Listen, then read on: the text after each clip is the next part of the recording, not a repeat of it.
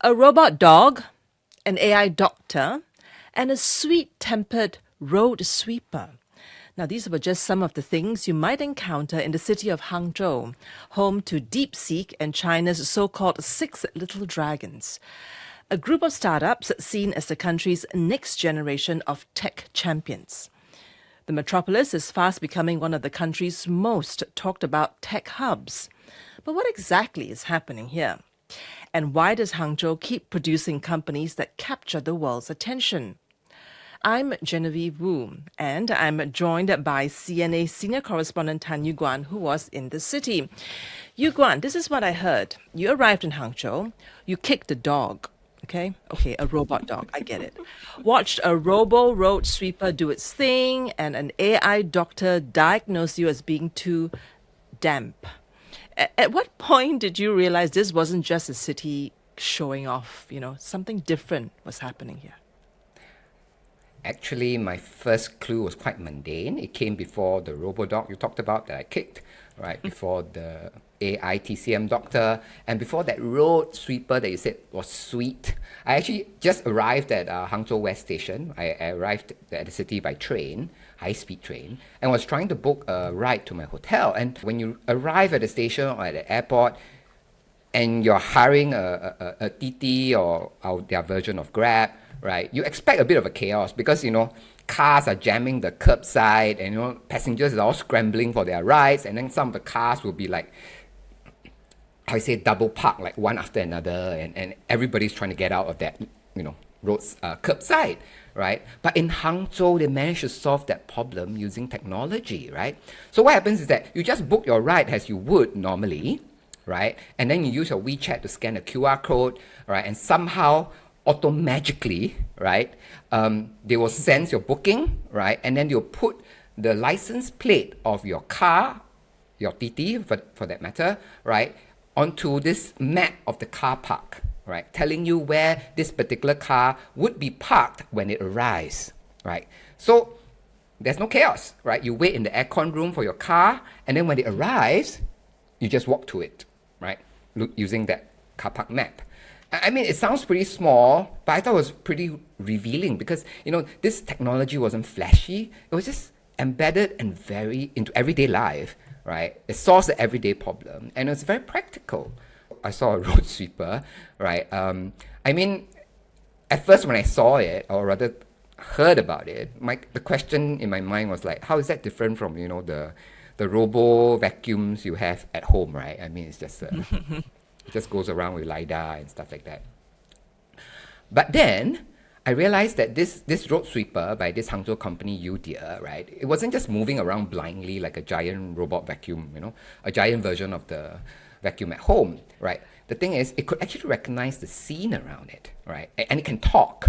It's quite chatty, actually. At one point, it noticed that our camera was wearing these very flashy red shoes, right? And then the robot said something like, there are a few friends chatting here, and the big brother in red shoes is taking pictures, so I'll sweep past gently. Now, that's really hilarious because, and really annoying from a TV production point of view because, you see, we didn't get to use that part in the show because it didn't occur to us at the time, right, to take a shot of the cameraman wearing the red shoes, right? Because, in any production, you just shoot the interviewer, you shoot the interviewee, you don't think about shooting the cameraman itself, right? But the robot kind of had a better, in a way, observational instincts than we did, right? And that moment really stayed with me. And because, in a way, it wasn't just about obstacle avoidance, it was trying to interpret the environment. It was in a very human, conversational way, right? Then, of course, I tried that AI-powered traditional Chinese doctor machine, right? It scanned my biosignals, took a photo of my tongue, and generated a TCM-style health report, right? And what it managed to detect fascinated me. What does it say there? What's my biggest issue? You have a phlegm-damp constitution. That's actually quite amazing because my own TCM doctor has told me before that my body constitution is damp and cold. What interested me was not whether I personally believe every line of their diagnosis, even though it did gel with what, human TCM doctors told me before, right? But I think what interested me was the fact that, AI in Hangzhou is being put into practical, slightly unexpected uses like health, cleaning, inspection, logistics. And that's what I was starting to feel. This is not just a city showing off gadgets, it's a city of startups that are trying to turn AI into usable products very quickly. So everyone is talking about DeepSeek and the 6 little dragons. But here's something that struck me from your documentary is that a lot of cities in China produce one breakout company, and that becomes their poster boy, right? Rah, one company. But Hangzhou seems to keep producing them. So what's the story here? Is it that, it's not the dragons themselves, but the ecosystem that Hangzhou has that keeps hatching them? Well, exactly, right? I mean, the 6 little dragons, to be honest, is really just a marketing ploy by the city, right? It makes it sound like, there are 6 separate miracles. To be honest, what's really interested me is, besides these 6 dragons, there are other dragons, right? It's not about how many dragons they have, right? It's really about why is the city so able, right, to accommodate and encourage the development of all these tech startups, right? And one interesting explanation I got was that it's not about the AI models, it's not about the GPUs, it's not about the venture capital at all. It was about geography, history, and culture. Right. I spoke to this person, his name is called Zhou Kaiping. He's actually a veteran of Hangzhou's startup scene, right? And instead of talking to me to an office or tech park, he brought me to Qiantang Jiang or Qiantang River, right? And his argument was that Hangzhou sits at the meeting point of 2 cultures, and the river marks the boundary between these 2 cultures thousands of years ago. Let's take a listen. This river is very special. 2,500 years ago, it was the boundary between Wu and Yue kingdoms. South of the river was more mountainous. Resources were scarce and land was limited.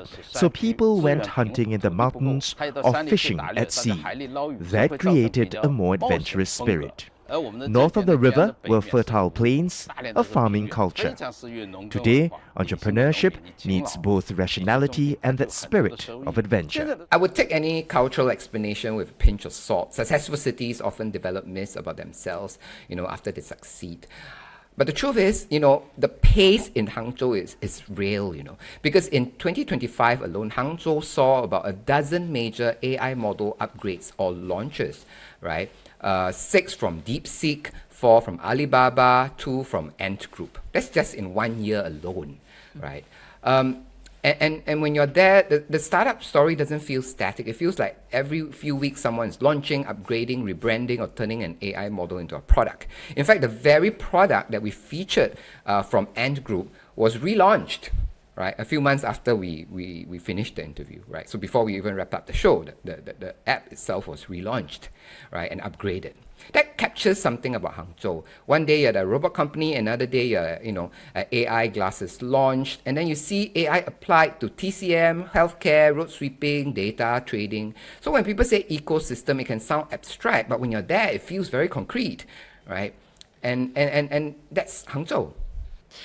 One fact that I didn't expect after watching your show, that none of the 6 little dragons founders is actually from Hangzhou, right? So what is Hangzhou's real superpower? How is it attracting the talent? Is it the culture that you talk about? Is it the water that they're drinking? How are they doing this?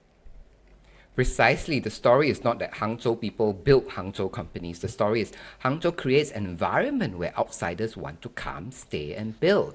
I think there's a bigger lesson here. For cities to thrive, they need newcomers, they need migrants, they need people who arrive with different networks, different skills, different ambitions, and sometimes a bit of restlessness.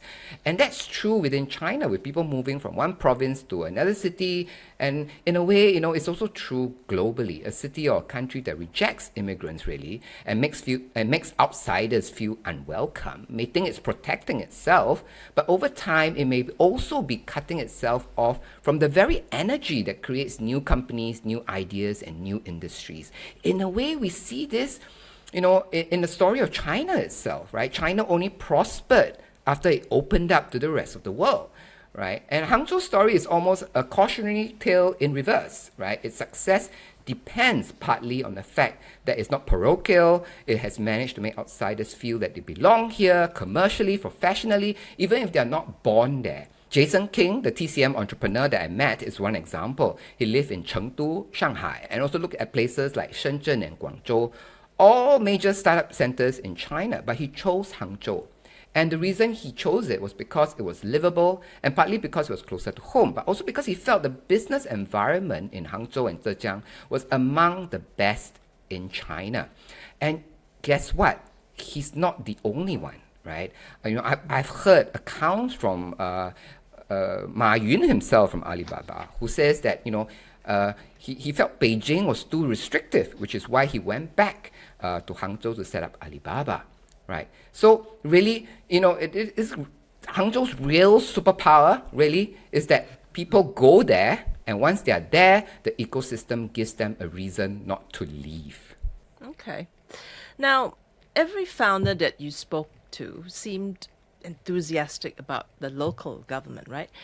And I'm going to ask here, was it scripted? And I'm going to jump in real quick here because when I was in Beijing many years ago, just before the Beijing Olympics, I was there with the documentary team to film some time lapse, right, leading up to the Beijing Olympics.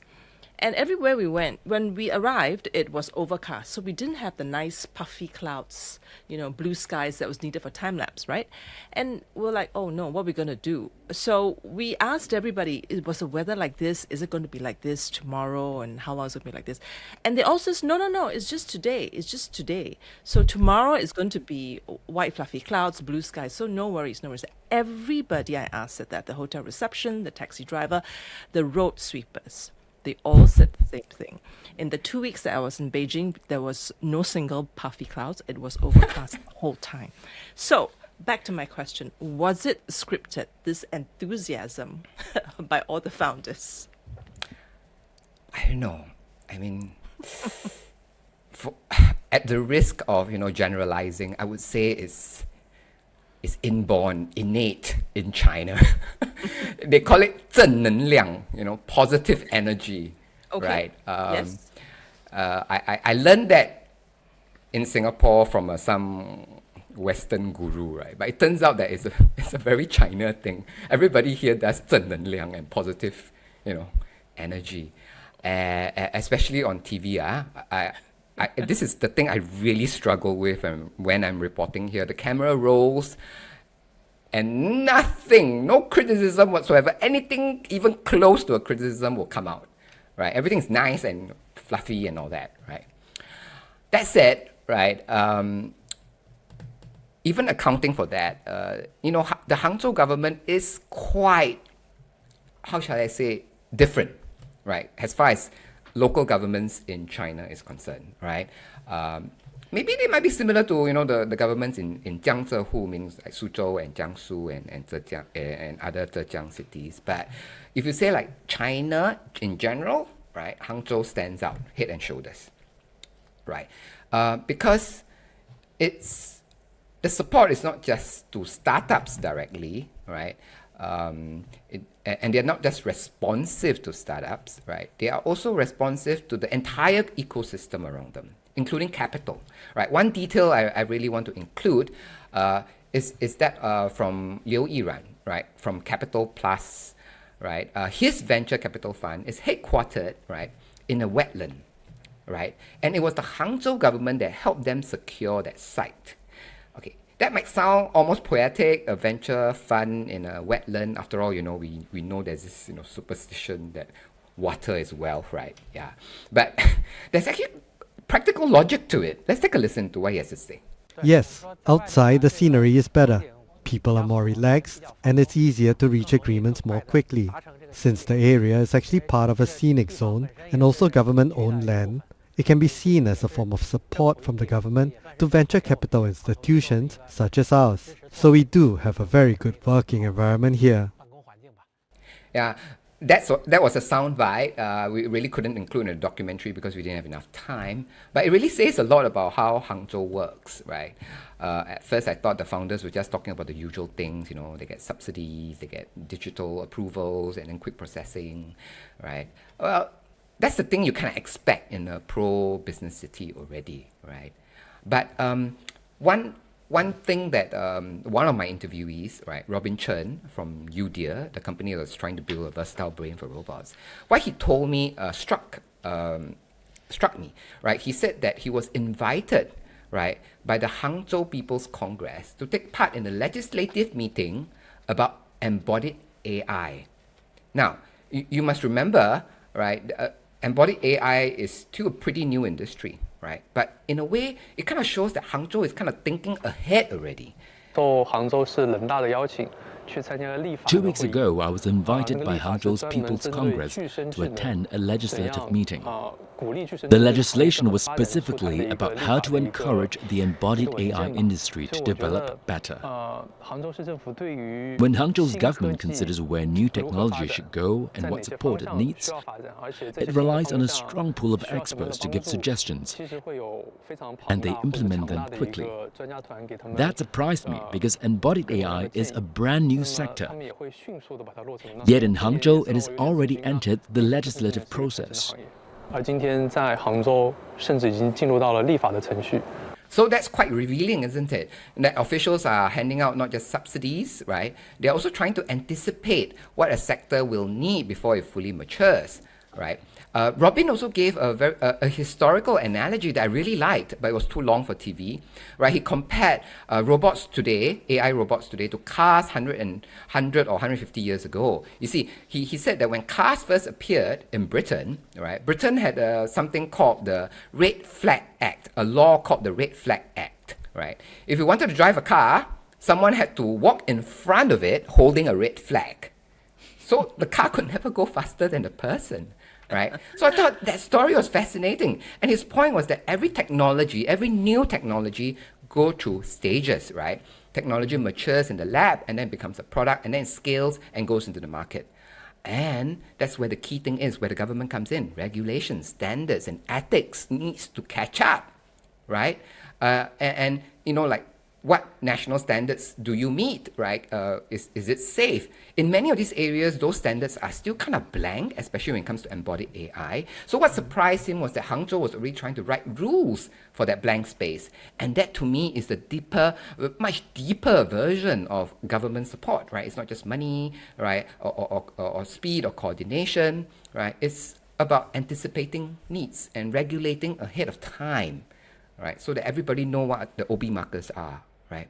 It requires a government that understands the sector, listens to the companies, and has the, the capacity to move quickly. And I think that's one reason, right, why so many founders in Hangzhou sounded so enthusiastic about the government, right?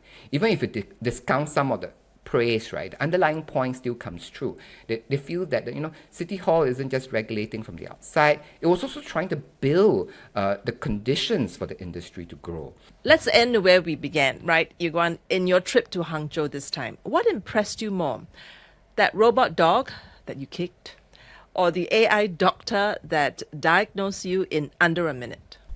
I guess for pure theatre, I guess it's the robot dog, right? I kicked it and it recovered. And I hope viewers tune in to see how it recovers, right? And in a way, that robot dog also says something about why we feature deep robotics, right? We went with deep robotics because in some ways we feel that they are the real underdogs because their robot dogs, right, were actually already deployed, right? Not just to do a show, they're actually deployed to do practical things, right? Because, like, for example, the X30 is already being used in Singapore itself, right? In fact, maybe near you, some robot dog is running under some tunnel, right, inspecting power lines and stuff like that, right? So they were actually used in very practical situations, right? So if you ask me what impressed more in a lasting way, however, I know I'm copping out because I would say then the AI doctor, because the robot dog was spectacular, but the AI doctor was quite intimate, right? It tells me something about my own body, and it really made me, like, wow, it's actually pretty accurate, right? So the robot dog made me think this is technically impressive. The AI doctor made me think that this could enter ordinary life very quickly, right? So in a way that's kind of like Hangzhou in a miniature, right? There's showmanship, right? Underneath all that, there's also the city trying very hard to turn AI into products, services, standards, and companies really, really fast. Right, Guan, thanks for taking us through Hangzhou through this technology lens, of course. But one last thing before I let you go, maybe don't kick dogs again. You know, they may be robots now, but when they become sentient, and they will be, I think, they will remember. No, that's you speak my mind. You know, that's really my worry. When AI eventually takes over the world, I fear there'll be a record somewhere that says that this man once kicked one of our robot dogs in Hangzhou. Oh dear, I may have to pay for that sin someday. But for the record, I did ask for permission from its owner. Oh, okay. So I'll remember that, when the robots put you on trial, okay? You'll be my witness, yeah? All right. Well, okay, whoever wins in that trial then. Thanks for this, Guan. And Hangzhou has become home to some of China's most closely watched tech companies. But after listening to Guan's report, the biggest story may be the ecosystem behind them, the talent, capital, universities, and ideas that keep producing the next generation of innovators. Whether Hangzhou becomes China's Silicon Valley is still up for debate, but it's certainly a city that the world is paying attention to. Thanks for joining me for this episode of the CNA Correspondent Podcast. It's brought to you by Tiffany Ang, Ned Vetevero, Craig Dale, Zikra Ayman, and me, Genevieve Woo. Bye for now.